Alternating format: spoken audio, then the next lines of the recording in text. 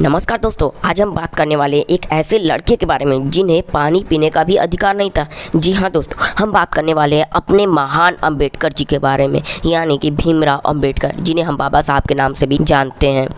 सन 1891 में रत्नागिरी नाम का स्थान महाराष्ट्र के अंदर है, वहाँ पर इनका जन्म हुआ। Powerful leader, powerful politician, women emancipator, theorist, जिसका नाम भीमराव अंबेडकर था। बचपन में ही ये रत्नागिरी से सतारा नाम स्थान पुणे के नज़दीक है, वहाँ शिफ्ट हो गए। फिर बचपन में ही ये बड़ी कठिनाई, दिल को दहला देने वाली, दुखी कर देने वाली दौर से ये गुजरे। ये पढ़ना चाहते, ये बहुत ही पढ़ना चाहते थे, इनकी बहुत ही रुचि थी पढ़ने में।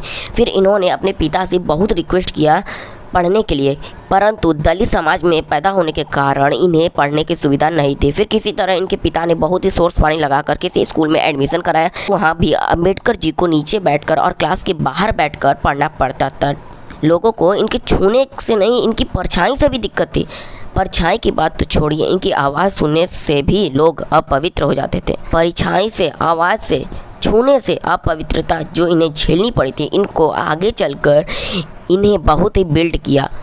इन्हें स्कूल में संस्कृत नहीं पढ़ाई जाती थी। टीचर बोलते थे कि संस्कृत ब्राह्मणों को पढ़ने के लिए, तेरे लिए नहीं है। इन्हें स्कूल से निकाल दिया जाता था। फिर एक राजा, सयाजी महाराज गायकवाड़ नाम के राजा होते थे, इन्होंने इनकी तकलीफ़ को समझा।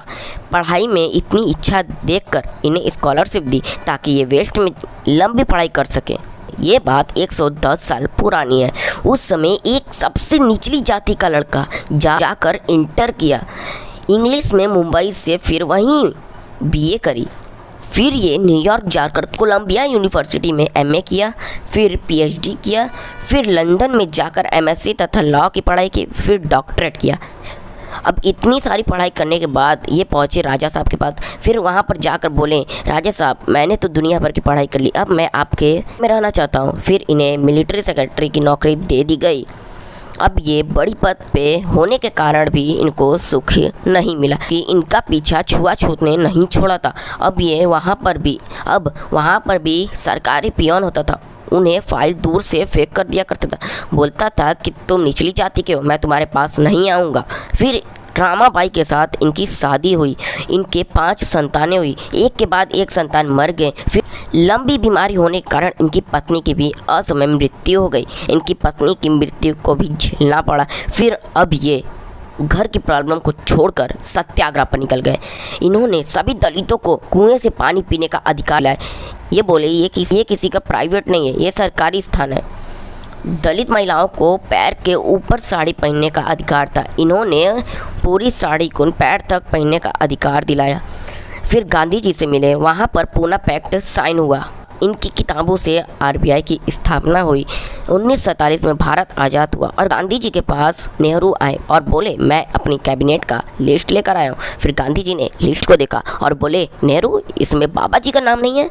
फिर वहीं पर नेहरू और गांधी जी के बीच बहुत ही बहस हुआ। फिर बाबा साहब को कानून मंत्री घोषित कर दिया गया और ड्राफ्टिंग कमेटी थी, उसका चेयरमैन बना दिया गया।